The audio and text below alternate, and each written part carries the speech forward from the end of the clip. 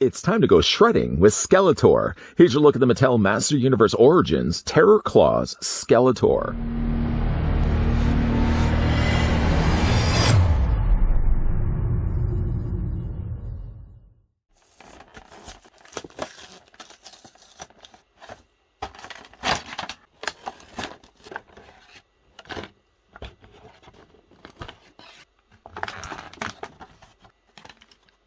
These are new.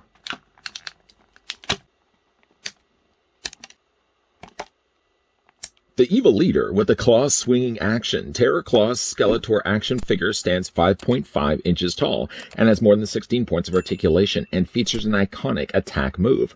Packaged in retro packaging with a mini-comic included, the character figure has a classic look and comes with swappable head and extra hands plus battle accessories.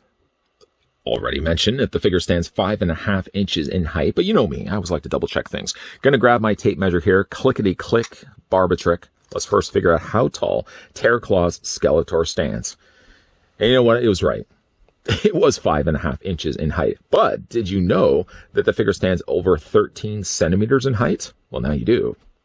To also show you what Terror Claws Skeletor looks like next to other Skeletors released by Mattel. And we have a lot to go through. Here's what Skeletor looks like next to version 1 Skeletor. What a horrible, horrible head sculpt that was. Whew. It was corrected at least with version 2, which actually just ended up being the smiling head sculpt that came included with Battle Armor Skeletor. As I'm talking away, we can bring in the other figures here. Battle Armor Skeletor, nice looking figure. Doesn't seem either as wide of a torso as Battle Armor He-Man. Anyways, here's what he also looks like next to Keldor. It's not really a Skeletor necessarily, but that's what he looks like with Keldor with a slightly heavier cape. And here's what he also looks like next to a second Keldor that I've already changed over to look more like Skeletor. I really like that head sculpt also as well. One thing that's also noted about Terror Claws Skeletor, even though you can't see it right now, the figure also comes included with a secondary head sculpt that can be swapped out for the figure's body as well. A fair bit of territory here to cover with Terror Claws Skeletor, as the figure has quite a lot of accessories. First, though, the figure comes included with a mini-comic. It so happens to be the same mini-comic that came included with Flying Fist He-Man, the figure that we looked at earlier. I think the condition actually was a little bit better on He-Man's. I seem to take that out of the packaging a lot better. But yeah, this one is also, because it was purchased online, benefits at least from actually having a read-up. Without that, you'd never know it says, "Leave this realm, it's mine to terrorize." Without that, it's just leaping Skeletor in the sky. What's he actually doing? What's he actually saying? What's he actually thinking? At least now we know. Advertised also on the back are the other figures. There's Flying Fist He-Man. Yes, we've looked at that. Sorceress, check. Buzz Off. Still not telling you to do that. We have looked at that figure. Stratos, Jitsu, and now Terror Claws Skeletor. All new for 2022. Gonna put that comic to the side. The figure also comes included with a Havoc staff. I will tell you a little bit of disappointing things about the stuff that comes included here with Terror Claws Skeletor is everything is a little lighter of a purple. It's not so much an issue here with the Havoc staff. In fact, I'm going to bring in the other Havoc staff so you can see how different of a purple it is from one to the other. The molding is exactly the same. The camera seems to want to focus in. There we go. Exactly the same mold. Both the ram head as well as the rest of the staff are sculpted the exact same, although you will notice right away it's a lighter plastic of purple that they've used versus the darker plastic of purple. Same Havoc staff though. The figure also comes included with a swappable hand, because as of right now, Terror Claws Skeletor only has the relaxed hand on the one side. And it's fine actually for him to hold both the claw hands here. They simply just claw into place, clamp into place. And when you clamp them in place, I was actually doing it right now by mistake, you have to put it against the top of his forearm. Because if you put it to the side of his forearm, it doesn't fit over the little fins that stick out the sides of his arms. He does have, like I said, though, that swappable hand. I guess we can kind of pop that out now. It doesn't really matter. You could have kept it just in the forearm, but I'll change it just to show you what it looks like. It literally is just this hand flipped over here on the other side. Put the figure right there. Yeah, going back to these claw hands, though. I like the look of these. It reminds me of Spikor, which actually, funny enough, in the classics read-up of Terror Claws Skeletor, Spikor, I believe, was the one that designed Terror Claws armor, Terror Claws Skeletor's armor. And yeah, you can definitely see a lot of cues from Spikor here. Looks a little like Fisto's hands also as well, but they're hollow plastic, and they just literally clip onto the sides of his arms. But when you are putting them on, yeah, just avoid those fins. You're going to want to put them in from the top. Changing out the hands didn't really matter either. Both the hands are fine. You may want to just change it to make sure he's giving thumbs up when putting those hands in place. And that looks nice. I like the look of that. The other thing the figure comes included with as well is this dragon grabber. It hinges in one of the places, but the hinge is loose, and it's supposed to be loose because the idea is when you are spinning the figure back and forth, this is going to lunge forward. And it lunges forward, you can see it's going to snap shut. Just before it snaps shut, just to show you what the interior of it looks like, it looks like they've gone and painted the inside, the top and the bottom red. And again, like the latch over top of it. Looks a little like Skylinks to me. I don't know why it reminds me of Skylinks. It does have a peg point right there, so it can actually fit into his hands. Just take one of them at least off for the time being. And that fits just like Flying Fist He-Man. It just attaches the exact same way. I just dropped one of his fists. I'm going to go back and replace that, fix that in a second. But this just, clamps over top of his hand. The thing about it, though, is the thumbs. Oh, those thumbs always seem to get in the way of things. There you go. Snap that in place. It is going to sit rather loose, and it's going to add some additional weight onto Skeletor's forearms. So you can at least bend the elbows. But you'll notice the longer you have them bent, it seems like the arms just automatically revert themselves straight. The other place that you can actually store this too is just unplug this and flip around to the back of the figure, similar to Flying Fist He-Man. There's the latch here on the back, because there are two ways to spin the figure. Down below here, you can run your finger across this, and this allows the arms to rotate back and forth. Skeletor is dancing like He-Man. Or you can also do this too. You can just hold it up here and spin this back and forth. But this serves also the same place where this can be storing the dinosaur head. Now you can store it like this, and that's fine. That will survive the blizzard test. I can tip that upside down. It's not going to fall out anytime soon. You can also further push it. See, there we go. It just dropped it. You can take it and further push it in, and it really snaps into place.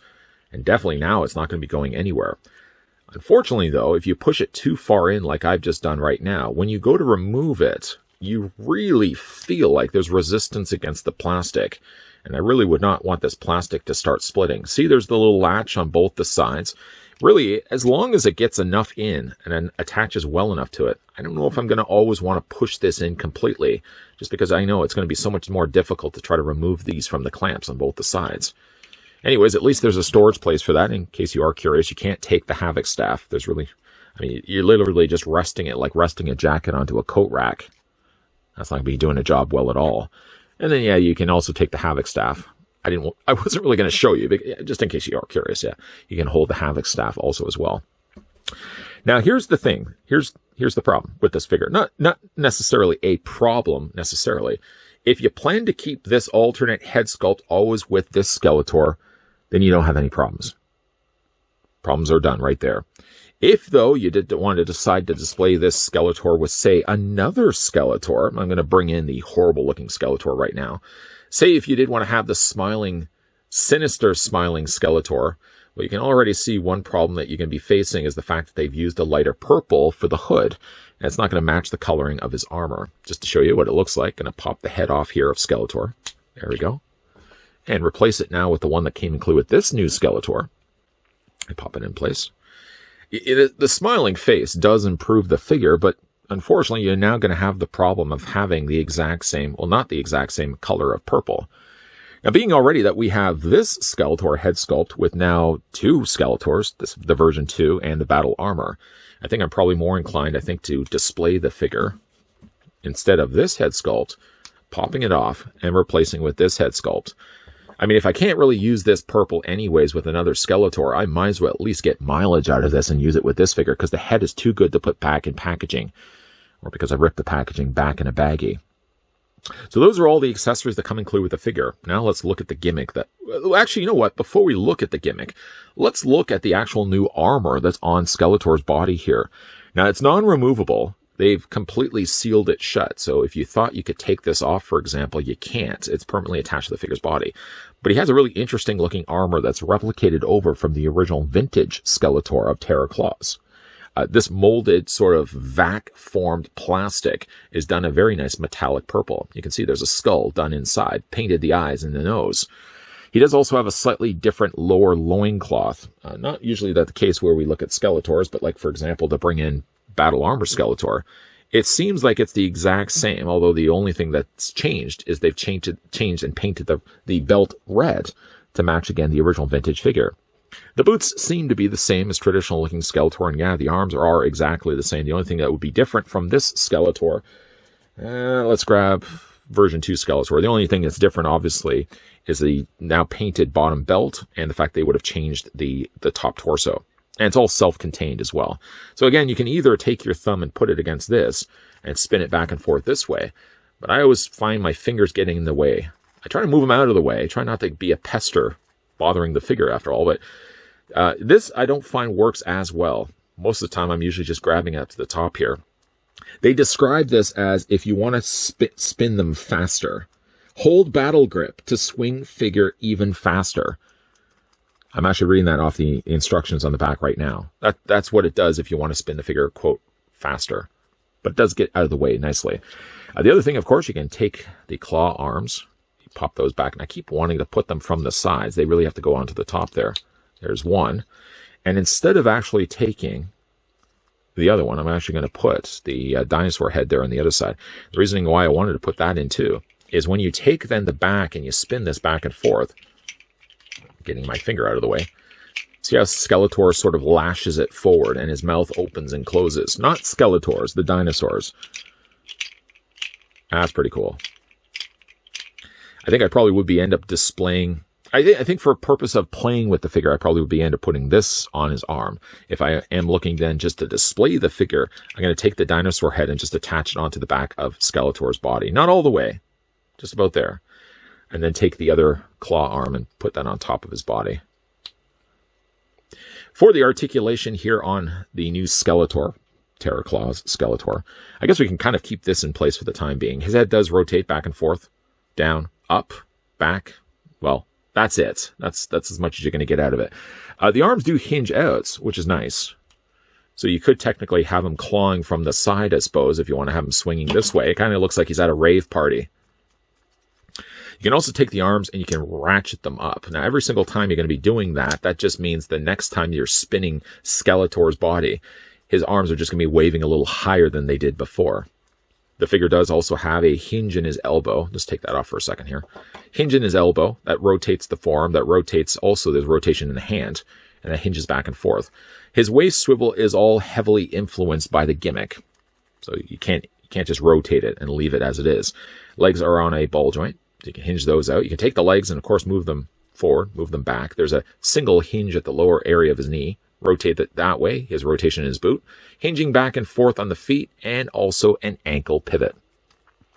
The thing about this Skeletor is, while I know it's supposed to be based so heavily on the original vintage toy, that's one of the reasons why they went with the lighter purple. Part of me still thinks they could have used a darker purple, going and using the same color purple, in fact, the same plastic that they used for another Skeletor, like this guy right here. If they at least match the color of purple just a little closer to looking like this guy, then at least you'd have the means to be able to take the head off this one and replace it with just a regular version 1 or version 2 Skeletor, if you wanted a smiling look instead. Being the fact that the purple is too light of a color to kind of be believable enough with his armor, I think I'm more inclined, to, again, display the smiling face on the Terror Claws Skeletor and just keep it the way it is. At the time that the original Terror Claws Skeletor and the original Flying Fist He-Man came about to stores, you got to think at that point Mattel was just throwing anything against the wall to see if it would stick. If it was a gimmick that could be worked into a toy, then sooner or later a figure would be based around that gimmick. That's sort of what we got here with Terror Claws Skeletor and Flying Fist He-Man, at least the original figures. They had spinning waists, which wasn't new necessarily to the toy line, but incorporating then a swinging arm function that connected over to the waist function as well was something that was new for Terror Claws Skeletor and Flying Fist He-Man. It's nice that with the Origins line, that Mattel brought over not only the same gimmick with both these figures, but also the same accessories as well. These slashing claws, not to mention the dinosaur snapping weapon, were all the same things that came included with the original vintage Terror Claws Skeletor. I really do like the fact that they incorporated those also to this release of this figure as well. Now granted, there is a place to store the snapping dinosaur head tool. The weapon, of course, can attach onto the back of Skeletor's torso, that if you did want to display him with both the slashing claws, there's a nice way at least to store that dinosaur head away. I wouldn't recommend necessarily putting it too far into that clip. Even though there is a latch that can actually have this hold a lot better, I feel like it's a lot more of a struggle to then try to remove the weapon from the back of it. And then, of course, there's always the risk that that could snap the plastic on the clip itself. Where I've got it right now, it's far enough in that it's going to be easy to remove, and it's not going to be going anywhere when I have the figure on display. Speaking, though, of displays, the bit of a bummer about this particular figure is that the original TerraClaw Skeletor had a darker plastic hood. In fact, looking at the images online, the plastic seemed to be shared among both the claws, his boots, and his hood. I'm not sure why Mattel decided to use a lighter purple plastic. I mean, it does make things a little bit different, so it's not all the same purple on all the figure here. But it means that you can also not swap it out with any other Skeletor figure. I mean, you can. It just, I feel it's going to stand out way too much. The lighter purple against the darker purple that the original Skeletor figures had, I just wish that they could have used the exact same shade of purple. So again, the heads would have been universal. The whole idea of this line is that you're supposed to get universal heads. They always sell the idea of popping limbs and making your own figure if you want to. But if you just want to change the heads, you really can't do that here with TerraClaw Skeletor, as the color of purple that they used is way too light. Other than that, though, I really like the look of this Skeletor. And even though I can't really use this head with any other Skeletor I have in my collection, it is permanently going to find its way onto the top of the neck here, like I've got here in Final Looks. I'm going to be displaying this Skeletor with the face sculpt that we see right now, because the other head sculpt we've already gotten with version 2 Skeletor, and we also got with the Battle Armor Skeletor. So there's no sense in having another Skeletor displayed with the exact same head. I like the devilish smile on this one, and just by the nature of the way that they use the purple plastic, it's going to be permanently attached here to TerraClaw Skeletor. But what do you guys think of the figure? Let me know down below in the comment section whether you picked up TerraClaw Skeletor for yourself, whether maybe you even have the original vintage TerraClaw Skeletor. What do you guys think of this design? Let me know down below in the comment section. And hey now, if you are new here and you're enjoying the content that you're seeing, didn't know this channel covered off Master Universe Origins. Where have you been this whole time? Oh, right, yeah, you're new here. Yeah, there's an entire playlist, in fact, that will be popping up to the very end of this video, covering off everything that I've looked at Master Universe Origins and Revelation here on this channel. If you are, though, new here, make sure that you're hitting the subscribe button down below, that you're, also turning on the bell notification, which actually does help both this channel and help you to get those notifications whenever new videos are going to be popping up. Because even though we have wrapped up the review now of TerraClaw Skeletor, there will be more Revelation reviews and more Origins reviews coming your way. As always, thanks for watching. See you guys next time.